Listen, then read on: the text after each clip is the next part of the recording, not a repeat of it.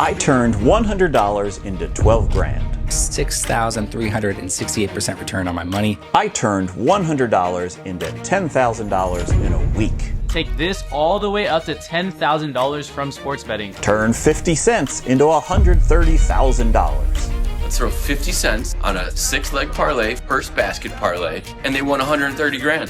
Cool stories, but how many times did you have to reload your bankroll to get lucky enough for the big score? Today, I'm going to show you a 4-step process to grow your bankroll sustainably. Anyone can follow it and put themselves in a position to compound wins instead of praying to hit a lottery parlay. Hi, I'm Jack from Unabated, where we create software tools and education to help you find and place sharper bets. I've been a professional gambler for over 20 years. It's been a long time since I grew my initial bankroll, but I remember how I did it. Some of those approaches are still valid today. When you're setting your goals for sports betting, I usually recommend that you try to use expected value and not a hard dollar amount. But if you're just starting out, thinking in dollars helps you reverse engineer what level bankroll you'll need. So come up with a number of what you want to make in a year from your side hustle, how many bets you can find in a week, and what your edge is. And ultimately, how much of a bankroll you'll need to grind out that level of profit. The important part is that once you have your number, it's time to take that important first step to try to get there. If there's money on the ground, bend over and pick it up. Sportsbooks still pay to acquire new customers. So your first step is to scour every site for bonus offers. Unfortunately, these aren't the heady days of the post-PASPA gold rush. The landscape has settled and most books are through with their initial acquisition phase.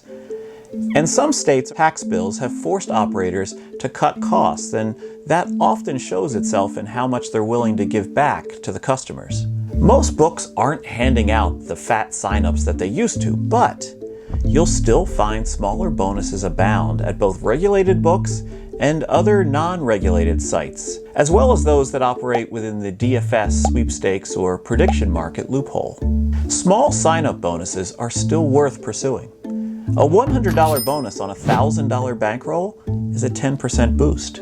The regulated books like to make a big show of their promos and bonuses too. Be selective. Some promos are like fake sales where they just move the sticker price. But real ones, like Mahomes to have over a half a yard passing at even money, well, that'll add up fast. Those are the kinds of things that help you bet just a little bit bigger when you're taking the next step. Even if they're not attached to that promo, betting props is exactly where you want to be looking at. You probably wanted to get into betting sports because you wanted to crush big popular markets like the NFL or beating NBA totals. But don't jump the gun. You're not there yet. How much money did you just bet? 5,325, 525, 1,370,000 plus 10%. Let's take a baby step instead and go from picking up free money to grabbing low-hanging fruit in step 2. Betting props lets you focus on just one small area of a game. Individual player performance. It's far easier than trying to wrangle a full game with millions of variables like in an NFL game. And when you're betting props, you don't even have to try to do everything yourself. There are excellent player prop projections available in most sports for sports bettors as well as daily fantasy players. With the use of a simulator, you can stack your projections up against betting lines to find tons of viable spots every day. Once you've got that under your belt, your bankroll is probably growing enough that you can take on the next step. It's a technique that appeals to new bettors because it feels risk-free. It's not something I usually recommend long-term, but for building a small roll, it can definitely help. Step 3 is the internet's favorite betting method, arbitrage. Arbitrage is just the act of betting both sides of the same game at different prices so that you can grind out a small profit no matter which side wins. For instance, if you see the Jets at plus 240 and the Dolphins at minus 220, you can bet $120 on New York and $280 on Miami, and no matter who wins, you'll win about $7.50. It's an approach that can be useful if you're able to get down a lot of volume on ARBs, and if your bankroll is growing enough that you can bet to at least take those profits into dollars instead of just pennies. Just remember though, every ARB has a sharp side and a square side. You'll cash more often from the square books. Those are the same ones that will be quickest to limit you as well. Arbitrage can accelerate how quickly you burn out your outs. Weigh the short-term gain against the long-term cost of burning a sportsbook account. If arbitrage runs a little bit counter to what I'd normally advise most bettors, well, our next step runs a lot in that direction. No bankroll is infinite, but small bankrolls have one advantage.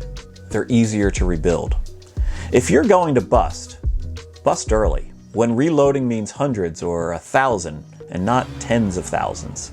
It's why step 4 is to take more aggressive, calculated risks. A larger bankroll lets you take full advantage of the edges you find. You can take on more volume, and you can work in plays you wouldn't want to when you have a smaller roll, like a series of player props that all have an edge but include some kind of covariance, like an NBA player's points and three-pointers made. You don't want a lot of covariance with a smaller bankroll because it can wipe you out quickly. But with a larger roll, you can more comfortably dabble in it because it can absorb a bigger hit. That lets you capture more EV and more efficiently convert expected value to actual value. Taking calculated risks doesn't mean spreading out on 50-to-1 futures that have a small edge. It means things like shading your bet sizing a little more aggressively. Think 2% instead of 1%, or third Kelly instead of quarter Kelly. It's not betting recklessly. It's taking on calculated volatility. It's using leverage to shoot for accelerated bankroll growth at a time when you can absorb potential failure. If you're going to be aggressive, the time to do it is early in your betting career, not later. Later, you want to be far more methodical. And if you want some more methodical advice, check out the 5 best bets that you can make at a sportsbook. I'll see you in there.